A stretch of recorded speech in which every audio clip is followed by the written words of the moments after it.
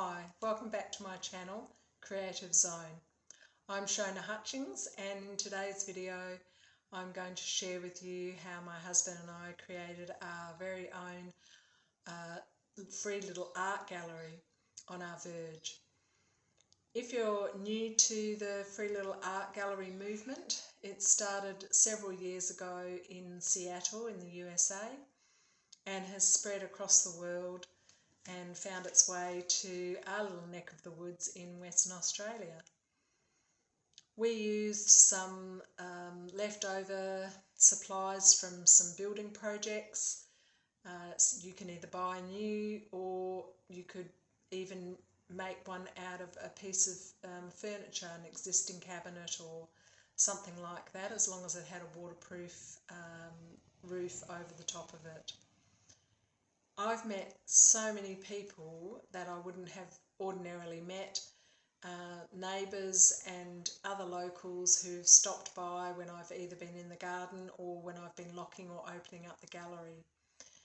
I do lock our gallery. We're on a very busy main road and we have a lot of foot traffic, so I lock it at about 5:30 in the evening and I open it again in the morning. The local feedback from it is that people are excited to share their own creativity, whether it's art or craft, and many have taken home work that they found that somebody else has created. I hope this inspires you to either build your own free little art gallery or to find one in your community and possibly add something that you've created or take something home that somebody else has created. I do believe that it's important for artists to be paid for their work. However, I see free little art galleries as a community service in a way of building community, and it's an interactive art installation that takes very little curation on my part, and yeah, it's been very satisfactory and very rewarding getting to know other creative people in the community, sharing it with children, elderly, and people from all walks of life and cultures. So without further ado, I hope you enjoy watching some of our process. I haven't included everything of what we did in the video, but it will give you an idea of how to go about it and what's involved in possibly creating your own tiny gallery. Without further ado, let's get on to the video and I will see you at the end. Okay, bye.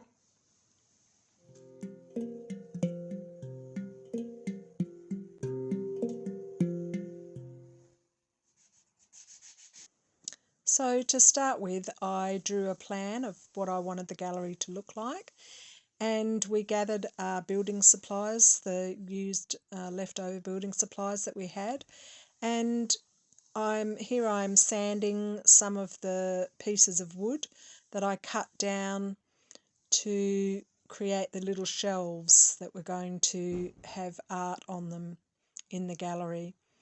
I made four, one for both sides and two for the back wall, and painted them white with some gesso, some artist gesso that I had, but it'd be just as easy to use a primer for those.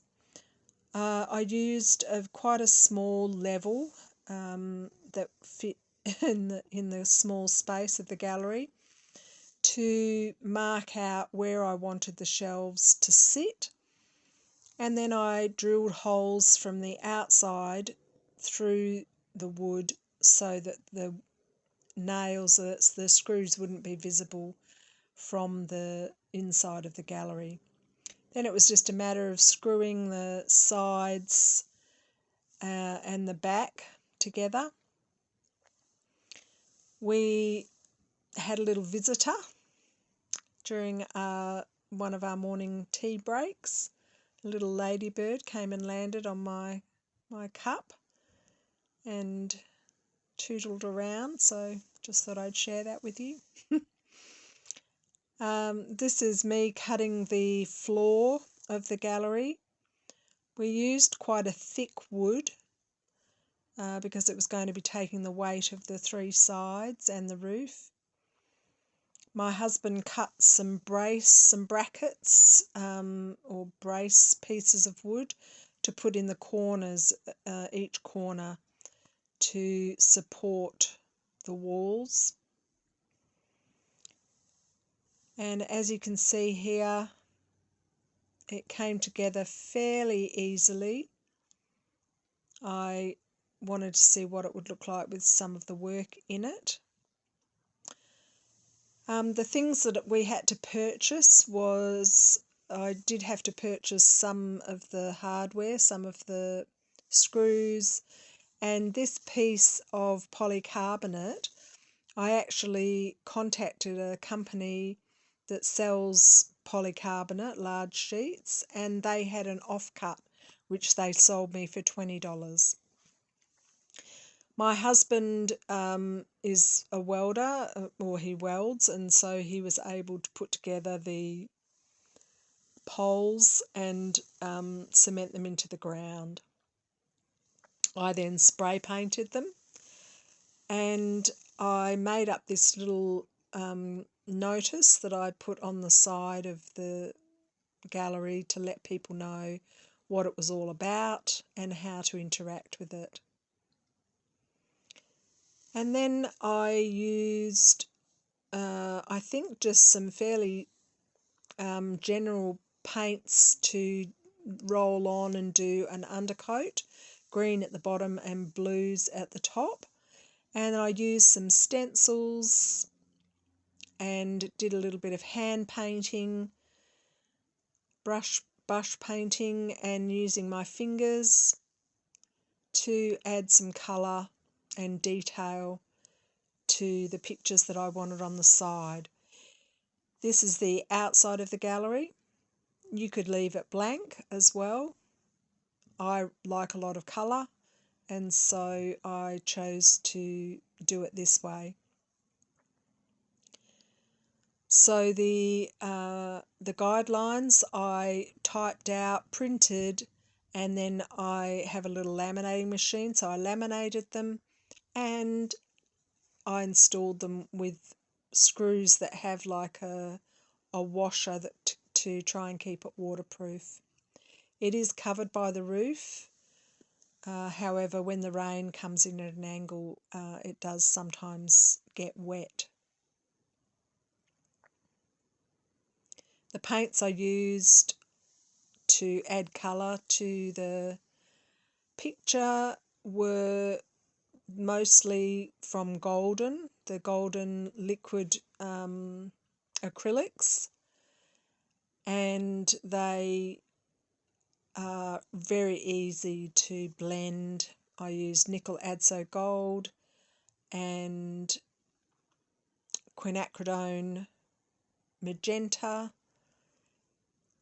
and I think it was the gold green.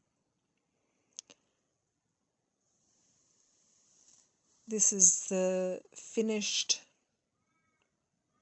outside. As you can see, the roof I wanted on an angle, and so I'm painting the top part, which we had to install separately. Once the sides and the front were done, my husband cut like a wedge, and then I screwed that into the top of the gallery because I wanted the roof to slant so that the rain would shed off of the roof. I also painted the wedge black because I wanted to make the sign Free Little Art Gallery, which you can see me doing here. This little tool I bought from a hardware store for about $9, I think. It's a little engraver. I wrote the words on with a piece of chalk, and then I just went over them with the engraver and it just removes the wood, and then the black kind of highlights the words.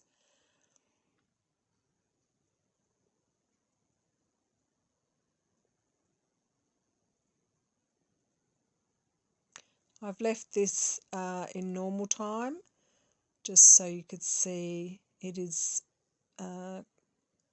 quite time consuming. Overall, the whole gallery, we worked on it in our spare time over about a month, just a couple of hours or a few hours each time, and were able to get it finished. I would say a total of probably maybe 20 hours all up in that month. And here's the finished product. On the roof we used security screws so that it can't be removed, and you can see some of the workspace. I used varnish also on the outside to help it be more waterproof. We used large hinges and a large bracket for me to lock it, and I installed some plinths, a seat, some little people that I found at the thrift shop, and a little easel that I had. I just painted that white and also screwed that in. It has changed over time, and here's some of the art and craft that's been coming and going from the gallery.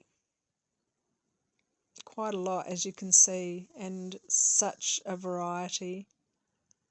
I love these little leaves, hand painted.